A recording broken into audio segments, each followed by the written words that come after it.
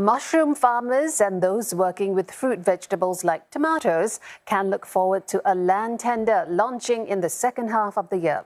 The higher co-funding for farm operations is aimed at having a wider range of fresh produce in the country that aims to meet 30% of nutritional needs locally by 2030. Farmers growing these crops say the move is timely as they seek to scale up operations due to higher market demand. Chloe Chu reports.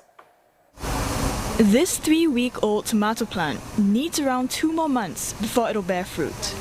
But first, it needs to survive strong winds and harsh sunlight, with just a single stalk supporting the plant. That's one of the many challenges of growing tomatoes.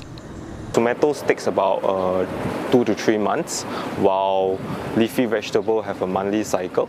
And also tomatoes, basically, they have a lot of leaves, so constant pruning is very important.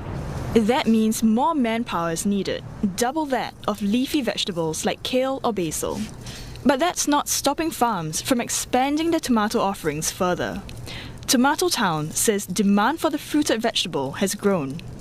Affluent tomatoes are often very expensive, and generally they don't last very long after they are ripe.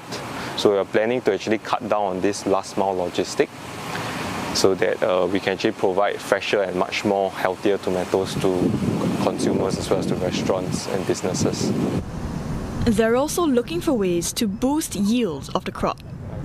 It's still in the midst of being set up, but this is where the tomatoes will be grown in future.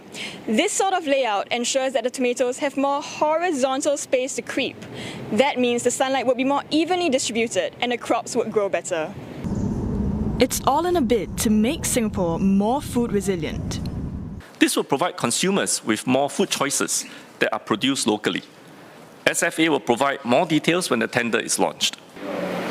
Over an industrial building near Toa Payoh, it feels like I've been transported to the misty mountains.